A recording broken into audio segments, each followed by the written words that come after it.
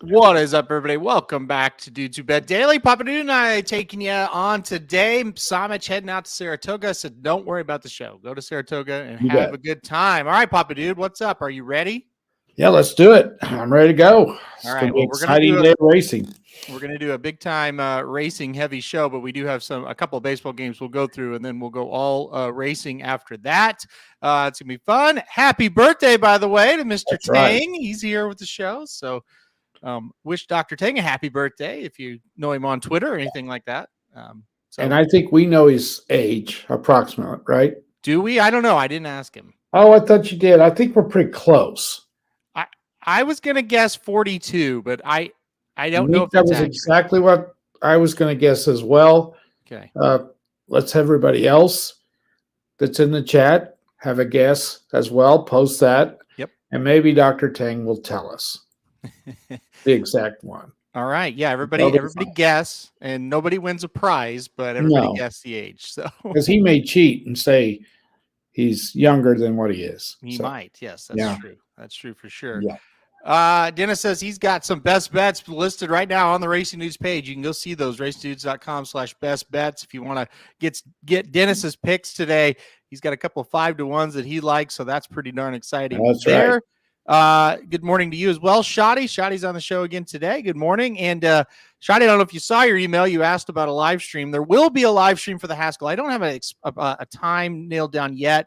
Probably come on about an hour before the Haskell do all the big races. So there will be a live stream later today as well. So a lot going on. All right, let's rip through 3 baseball games and let's talk about the two races of the day. We'll start with the Orioles and the Rays to kick things off. Rays are minus 178, a big favorite here. They split so far, 1-1 in this series. Total sitting at 7.5. What do you like here? Well, I don't like the Rays at 178 playing the Orioles. I think that's a tad high. It's up there because McClanahan's pitching for the Rays, I think. So I wouldn't bet the Rays, of course, at 178. It's a little sketchy to bet against them. So I think it's an interesting game, though. Baltimore could win. You're getting a good price. These two teams are tied for the lead now. Big win last night for Tampa to get off the schneid a little bit and get a victory. Like I say, at 178, no way. Don't you agree with that? Yeah, I think they're favored a little too heavily. I think you either play Baltimore as a side or you pass the game. I actually think the game's going to go over today. I know there've kind of been some low-scoring games. I know McClanahan's on the mound for Tampa, but I think 7.5 is kind of low. So I would play the over in this situation. I'm not going to go one side or the other because I kind of think Tampa's going to win, but I kind of don't want to lay the 178. Yeah, exactly. Yeah. All right, let's go Braves Brewers. This is a very big series. The Braves won game 1 of the series last night, 6-4. Today, Atlanta minus 145 in the spot. Total sitting there at 9.5. Who do you like in this one? Well, I can't pull the trigger on Milwaukee because I get them wrong every day. I think you take a shot on them in this game today. I like them in this one. They're playing pretty well. Atlanta doesn't have a great pitcher going today. The over's too high, I think. I don't think you can do it unless you want to go under. I don't like to do over-unders. I miss them every time, just about. I think if I was going to bet it, I would take a shot on the Brewers in this game. I don't think the Braves are minus 145 in this. I'd take a shot on Milwaukee if I had any confidence in the Brewers. I just don't get them right. That's my issue. What the Brewers have been able to do lately is get people out. Their pitching has been phenomenal, and I think if they show up and have a good pitching performance from Hauser, I think they win. I would take the Brewers if I'm betting this game. Yeah, me too. That +1, or I guess they're about +120 right now. I think that makes sense for them. All right, one more. We got to talk about this one. The D-backs and the Reds. Reds get a big win last night to kind of, now they're even in the wild card standings. They're only 1.5 now behind the Brewers, despite losing 5 out of 6 to them. Minus 120 again, pretty similar line as yesterday. What do you think about this one? I like the Reds. I do. I think they're starting to play well again. That total is high. I don't ever like double-digit totals. Mm-hmm. I'd take the under. I mean, it may 11 is. I mean, these two teams can score. Obviously, 11's a lot of runs. So I'd either take that. The D-backs aren't playing very well, so I would take the Reds at -120 or go under the 11. I'm taking the Reds. I'm with you. I'm not going to mess with the total. You think, yeah, this thing will probably go under, but also it's the Reds. They can really hit, and they don't have a ton of pitching. I think people quickly thought, oh, no, the bats have cooled off, and I think it was more of just they've got a Milwaukee Brewers problem. They just cannot hit the Brewers. But they rebounded just fine. They're hitting just fine now. And come on, 8, get up here in this first race at Monmouth. Give me a winner at 2-1. Come on, 8. Come on, 8. There you go. Get up there. Get past the 3. All righty. Good start to Monmouth. All right. What was the name of the 8? Startup Mentality. It was a first-time starter for Chad Brown. Gets the win. Mirabella comes in second. I did not see who was in third. So it's a winner and an exacta. That's good, too. Yes. Very, very good start. Okay.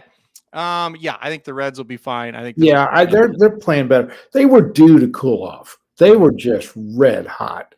And like you say, they got a Milwaukee problem, and that's not good when that's your team you got to catch and you got to beat. And that division looks like. Isn't it interesting though how some teams have trouble beating certain teams? Yeah, it's really weird how that happens. And when they match up with the Brewers, the Reds were cruising, and the Brewers were just like, yeah, they're okay. Yeah. And all of a sudden, the Brewers just flipped a switch. It was crazy. So, really, really fantastic. Yeah. The way that the Brewers have just been able to just dominate them, and it got the Brewers going too. So yeah. People are mad at Rosario for winning. Or no, he didn't. They did. He was on the 6. Never mind. He was on the 6. I don't know why. I've never been on this show when people aren't mad at Rosario. I know it's a sickness. He sure gets out. He sure gets a lot of good horses to be such a shitty jockey. He was on the 6. So Chad Brown has him on a lot of horses. Well, I know why he wasn't on the 8. I see the ownership group now. Okay, Let's go back. All right, let's go to the race of the day now. Everyone wants to talk about racing. Let's talk about racing. We're going to start Saratoga. We're going to go to the Coaching Club American Oaks. That's race 9 on the card today. I started with this one. If you hadn't heard the news yet, a big scratch in this race. Hoosier Philly has scratched out of the race. It is official. Yep, it is official. It's now just a field of 5. Mm-hmm. All right, who did you like in the Coaching Club? Well, on our show Thursday night, we did this. We went over these, and then you texted me this morning and said you had heard that Hoosier Philly was going to scratch, and we were both excited to hear that, right? Well, not excited that she's scratching. Excited not if she's hurt, but as far as the race goes, we were excited because we were kind of that was a tricky race, and now it feels like So we liked 4 horses in this race. There's only 6, and now there's only 5, and we bet the pick 5. So this is was one of the races in the sequence that we were worried about because we had to leave one of the horses off that we liked. We liked 4, and we wanted to get it down to 3, so we had to leave one of them off. And now we got the 3, and there's only 3 that we liked. So we felt better about the race because Hoosier Philly was one we couldn't leave off, but neither one of us thought the horse was going to win. But if she got the right sequence, the right trip, whatever, she got out in front, nobody challenged her, you couldn't leave her off. So now she's out, and now we can put the 1 South Lawn in there who you really liked. So you feel better about this, right? Yeah, for sure. Now, a couple of things. I don't think you said that quite correctly. Neither one of us didn't think she couldn't win. We both thought she had a good shot to win. Well, yeah, I said that wrong. That was the thing. That was the thing, and we were afraid that she wouldn't. But we had to throw her on there. But she had to get the right trip to win it. Right.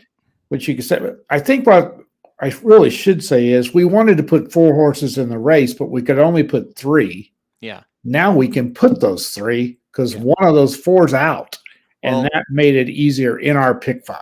And to Kevin's situation, Southlawn was the horse that I think becomes very interesting as well, Yes. because there's not a lot of pace. Southlawn could sit pretty close. So Southlawn's now on the ticket. I stuck with Gambling Girl on top because I just feel like she is the horse that is best at that distance, and she's proven it a couple of times. Now, she hasn't got the win in both of those 1.8 races, the last 2 1.8 races that she's been in, but boy, she was close both times, including the Kentucky Oaks. She feels to me like one that's improving, and I think is going to show up and get on the last 16th of a mile. So I like Gambling Girl a lot. I do too. I think Southlawn becomes much more attractive after the scratch there. So to me, I had trouble with this race. Now that Hoosier Philly's out, I still don't feel great about it, but I do think Southlawn, Wet Paint, Gambling Girl, if you use those 3, you're going to be safe. Right. And Dennis mentions the 6, which looks like the lone speed now. Yes. Which makes that horse dangerous. It's just, is that horse good enough to beat these others? That's the thing. That's the key. So how it falls now, it looks like the 6 will be out in front, and the 3 will probably be right there in second, not that far behind, with the 1 not that far behind those top 2.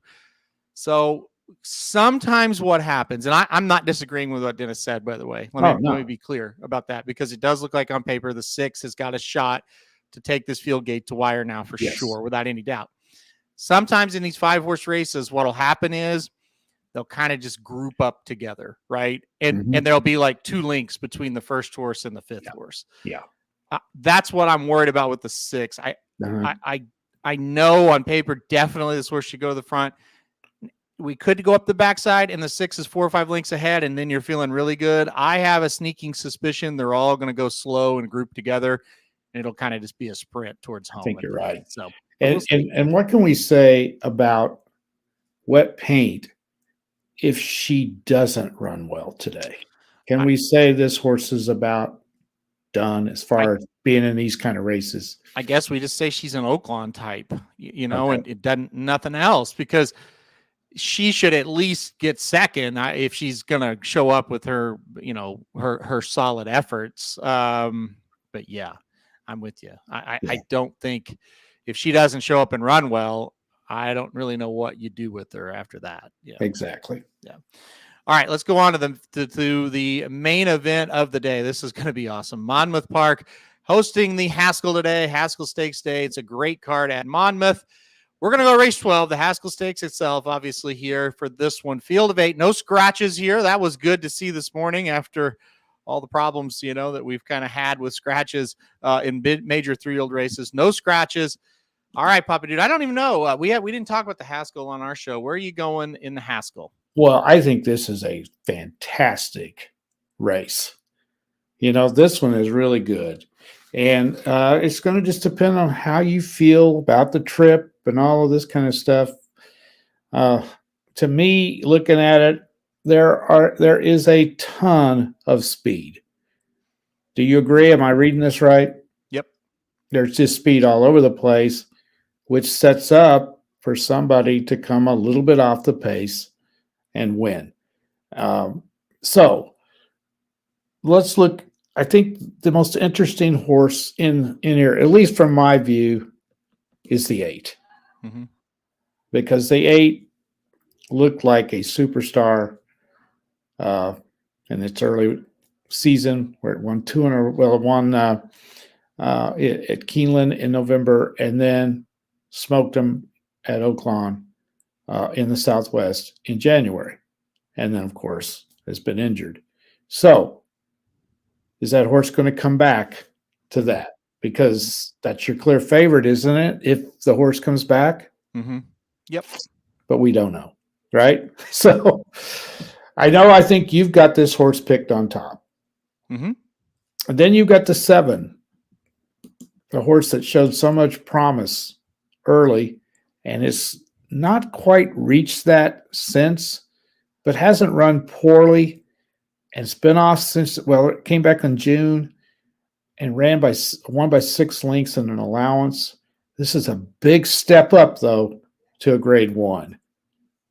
Can we can we go with that one? Mm-hmm. That's a big risk. And then, of course, we've got Mage and Tapit Trice, which looks like they'll kind of come off the pace. The race sets up perfectly for them.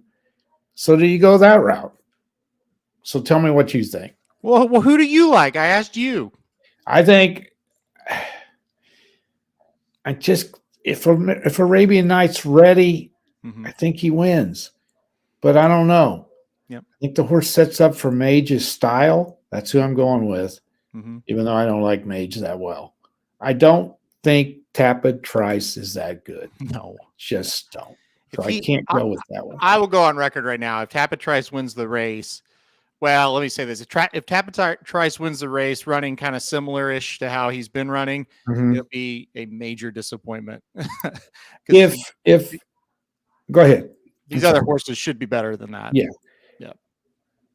If Extra Neo can stay close to the front, which I think he will, he could pull this off. Yeah. He could do it. I think, okay, there's a lot of questions. I'll get to them in just a second. Oh, yeah. I think Arabian Night is the Baffert. I think he's always been the Baffert, right? Oh, I do too. I think Baffert knew immediately after the Southwest that he wasn't able to run in the Derby. He didn't want to give this horse up. He laid him off, had a little injury, whatever. Whatever you want to believe. I think he purposely laid him off because you don't win the Southwest and then say we're going to have fun in the summer with this horse, right? I mean, I think he tipped his hand. I think he had a plan for this horse the whole way, and I think the plan starts today. Haskell, Travers, maybe the Pennsylvania Derby, Classic. That's where I think he's going. So if you believe he is the real deal, I think you have to bet him here. Now, I want to point out something because I think it was Christopher Maiello on Blinkers Off and a couple of other people were kind of like, I like him. I can't choke down the price that he's going to be. I've thought about this. At first, I did agree with that, and I do to some extent still kind of agree with that. But think about something for a second. If you think he is the real deal, if you don't, this doesn't apply to you. But if you're like me and you think this is a big time horse, I think he is a monster. You play him today because if he wins today, he'll never be the highest price he will ever be again. Exactly. Maybe, other than maybe the Classic, you could get a good price on him there. But this is the day to play him if you think he's a monster. And if he loses and you still think he's a monster, you could probably make it up in his next race because he won't get bet quite as hard. So I was at first like, yeah, that price is going to be a little low. But if you think he's a monster, I don't think it's low. I think it's right where you need to be. Let me ask you this. Do you think this price will stay? Because I kind of think it will. I don't think he'll go down a whole lot lower. Somich speculated 8-5. I think it's going to be 2-1. I think you're going to get somewhere around that. Mage is going to take some money, right? And I'm saying all of this assuming he's not going to be even money because I just don't think that's going to happen. I don't either. There's too many other horses that are going to take some money. I would be surprised if he drops down below 8-5. I would be very surprised. So even at 8-5, if you believe in him, you should bet him. So a couple comments before we get to the best bets here. Kevin B says, you think you'll get a good price. Sorry, if I click a great price on Go Rocket Ride. I'm scared of him. I'm too. I want to be clear. Well, I'll save it for the best bets. Dennis thinks Arabian Night looks like it could be a monster. Are we concerned that Mage's owners have said this is a full-blown prep for the Travers? Any concern about that? Okay. I can tell you my experience, but are you concerned? Well, what does that exactly mean? They're meaning like he's not fully cranked up for this race. Why the hell do you put him in there then? Well, here's my experience on when people say this. Most of the time that horse runs better in the prep than he does in the actual race, he or she in the actual race. Like I've heard that a lot. And then the horse will go out and be like, whoa, he won by 3 or 4 and he's 80% cranked. And then he'll go to the next race and he'll lose. So, no, I'm not worried about it. All right. I'm going to think like an owner here. Okay. All right. Why do I want to send a very good horse at 80% and run him in a grade 1? I just don't understand the thinking on that. Why they would do that. I mean, Am I I wrong think to think that? no, I just think that's just what that is just something that is trainer speak. That's what people are just programmed to say. That's almost like saying, "Hey, our horse isn't good enough, so we're going to come up with an excuse if he loses." That's what it is more than a lot. It's like if we don't run well, hey, Hey, if we don't run well, we weren't really trying. And think about it. And if you do run well, you go, gosh, he's so good, and he was only 80% cranked up. It's bullshit. I'm sorry. I think so too. Baffert singled out Extra Anejo as the only horse he mentioned being scared of, which is interesting because he knows Go Rocket Ride. He's seen that horse in person a million times out training in California. So that is an interesting comment. I'm terrified of Extra Anejo.